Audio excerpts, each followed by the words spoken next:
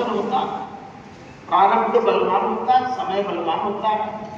मैं आज हथियार मान बन के बैठा हूँ, ये मेरा प्रारब्ध होगा, मगर मैं देश में क्या क्या बदलना है इसको भी बदलने की आवश्यकता है। जब अगर आपको राष्ट्रगान गाना होगा और पंजाब और सिंध इस शब्द को इसमें रखना होगा, तो भारत के लोगों को एकजुट होकर के वापस फिर सिंध को भारत लाना होगा।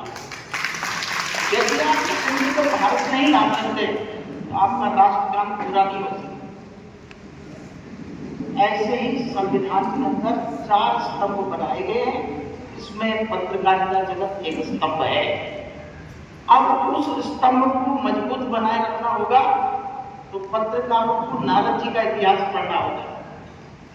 यानी विष्णु भगवान ने श्राप दे दिया, लक्ष्मी माता जी ने श्राप दे दिया, ब्रह्मा जी कुपित हो गए, देवता नाराज हो गए, कंस मारने के लिए तैयार हो गया। सारे कुछ कर्म नारद जी के साथ हुए, मगर नारद जी बदले नहीं। यानी आज सच्चाई को सामने रखने की आवश्यकता है। मैं ये नहीं कहता कि पत्रकार विचार मुंडे मुंडे पत्र बिना कोई जरूरी नहीं है कि यदि दैनिक जागरण अखबार जिस विचार को चाहता है जय देश भी उसी को लेके बैठा नहीं है। यह आपका अपना स्वबोध है, आपके अंदर विवेकाधिकार है, आप उसको अपने तरीके से लिखिए। इसको मैं पार्टीबाजी में बिल्कुल नहीं मानता। पत्रकार स्वतंत्र होता है, लेखनी आजाद होती है, उसे लिखना चाहिए, मगर सही को सही भी तो लिखना चाहिए। मैं आज ये विद्वत समुदाय पत्रकार सुबुद्ध वर्ग को कहते हैं। पत्र नाम भोजपत्र का था और भोजपत्र के ऊपर दुनिया के समाचारों को आकार देने का नाम है पत्रकार। यानी जैसे सोने के बिस्किट को तोड़कर काटकर अलंकार बनाकर किसी सुंदरी के अलंकार गहने तैयार करके उसे घर घर तक जो जौहरी भेजते हैं उनको स्वर्णकार थे। उसी प्रकार से जो दुनिया के समाचारों को शुद्ध तरीके से साहित्यिक शैली में और सार्थक शब्दों की संयुक्त वाक्यों को संग्रहित करके जिस समाचार को घर घर भेजते हैं उसको पत्रकार कहते हैं। तो पत्रकार सुबुद्ध वर्ग होता है, पत्रकार विद्वान होता है, मगर दुर्भाग्य देश में यह है जो मेरे दिल की पीड़ा है, क्योंकि मैं तो कुछ भी नहीं हूँ, सिर्फ बाबाजी। तो मेरे दिल की पीड़ा पत्रकारों के प्रति यह है, जैसे भारत के संविधान के 4 स्तंभों में से न्यायपालिका कार्यपालिका आती है, उसी प्रकार से पत्रकार भी 4था स्तंभ है।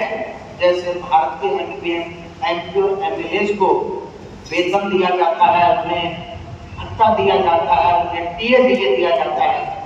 मैं भारत की सरकारों से कहना चाहता हूँ, भत्ता टीए देना हो, 2 नहीं देना हो, मत दो, मगर पत्रकार के लिए ये व्यवस्थित करो। उसके बच्चों का पालन कैसे होगा, उसके परिवार कैसे चलेंगे? क्योंकि पत्रकार तो सवेरे अपनी मोटरसाइकिल में अपने घर का डीजल भराकर या अपनी साइकिलों से लेकर दिन भर न्यूज कलेक्ट करता है और दुनिया को भेजता है। जो ये संस्थाएं जैसे जय देश संस्था है, हमारे मैनेजिंग डायरेक्टर साहब लोग बैठे हैं, मुख्य संपादक महोदय बैठे हुए हैं, ये लोग तो इन लोगों का भरण पोषण करने की कोशिश करते हैं। मगर भारत के पत्रकार से अगर सच्चाई निभाना चाहते हो तो पहले उसके बच्चों की व्यवस्था करो, उसके घर परिवार चलवाने की व्यवस्था करो। मैं देखता हूँ कहीं न कहीं पत्रकार अगर झुकता है तो कुछ मजबूरियां होती हैं। मैं कभी कभी पत्रकार समुदाय को बुलाकर सम्मान करता हूँ, तो मैं एक राज साहब मेरे बड़े ही क्लोज हैं, उनसे पूछता हूँ कि ये लोग जिस गाड़ी से आए उसका डीजल दे दो, डीजल भरवा दो। तो बोलते नहीं, ये सम्मानजनक कार्य नहीं है, पत्रकार इसे स्वीकार नहीं करते। दुर्भाग्य यह भी तो है कि अगर हम डीजल भरवाने के लिए सोच रखते हैं तो ऐसे ही पत्रकार यानी जो सत्यनिष्ठा का संकल्प लेके निकले वो डीजल भी नहीं भरवाने। तो मैं कहना चाहूंगा कि पत्रकारों के लिए कुछ व्यवस्थित होना चाहिए। ये सरकारें करें, या तो उनके फिक्स्ड होने चाहिए या उनका वेतन हो जाना चाहिए, और या फिर उनको कुछ सरकार की तरफ से अभी हमारे क्या नाम है वो जो अभी बीमा योजना चलाए आपके पत्रकार जी कुशवाहा जी, पहली बीमा योजना मैंने भरी है। सबसे पहला बीमा योजना का पहला जो धन संग्रह यानी होगा वो मेरी तरफ से हुआ है। पत्रकारों के लिए अगर कोई बोलता है कि यह काम होना चाहिए तो सच कहिए, क्योंकि मैं तो फकीर हो गया, राजा हो गया होता तो कुछ करता शिव कुमार, तो मैं करता, मगर फकीरी में भी मैं भगवान से प्रार्थना करता हूँ कि अगर मेरे कटोरे में दुनिया से इतना प्राप्त हो जाए तो मैं इस व्यवस्था को संभालने के लिए तैयार हो जाता हूँ, क्योंकि मेरे मन में ये पीड़ा है। पत्रकारों का बहुत कुछ कहते हैं, बहुत कुछ कोसते हैं, बहुत कुछ उस पर टीका टिप्पणी होती है, मगर जो गंभीर विषय पत्रकार सपोर्ट करना, उनके लिए अफोर्ड करना, ये बहुत आवश्यकता है। और भारत के लिए बड़ी बात नहीं है, पत्रकार भी इतने करोड़ों में नहीं है। मुझे लगता है सरकारों को इस पर ध्यान देना चाहिए। जय देश पत्र प्रतिनिधियों को मेरा ये समाचार बनाना चाहिए, और भारत के संविधान के चौथे स्तंभ को कहीं से कमजोर नहीं रहने देना चाहिए। उसकी मजबूती के लिए हम सब लोगों को मिलकर कार्य करना चाहिए। हमारे धर्मेंद्र मिश्रा जी ने मुझसे कहा ये कार्यक्रम यहाँ पर हो रहा है, और जय देश के जो डायरेक्टर लोग, क्योंकि भारत का मेरी नजर में सबसे बड़ा अखबार मुझे लगता दैनिक भास्कर है। वो भले ही इस क्षेत्र में न चलता हो, पर वो विदेशों में भी पढ़ा जाता है।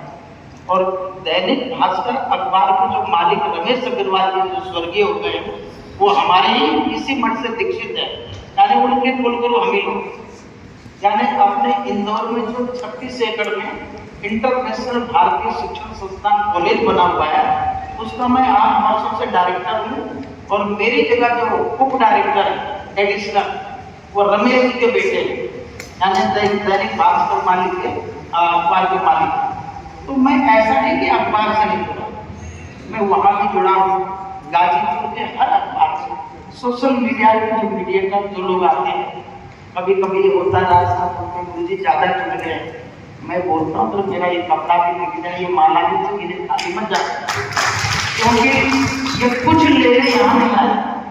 ये क्या लेंगे? तो तुम थोड़ा सा डीएम कलेक्टर को टेढ़ा करते तो पैसा बरसने लगेगा। कभी कभी धर्मेंद्र जी अड़ जाते हैं और अधिकारी को झुकना पड़ता है और पैसा बरसने लगता है। मैं क्या कहना चाहता हूँ, तो मैं कभी कभी वो कार्यक्रम आयोजित करता हूँ तो मेरे दिमाग पर एक बात आती है, जैसे अभी धर्मेंद्र जी ने कहा डायरेक्टर लोग बोल रहे हैं गुरुजी आप खड़े मत होइए, आप बैठे रहिए। बिल्कुल, मेरी महामंडलेश्वर की अपनी एक मर्यादा है, परंतु कहाँ ऐसा सौभाग्य प्राप्त होगा इतने पत्रकार इस मठ परिषद में सम्मानित हो, तो बार बार थोड़ी उठना होता।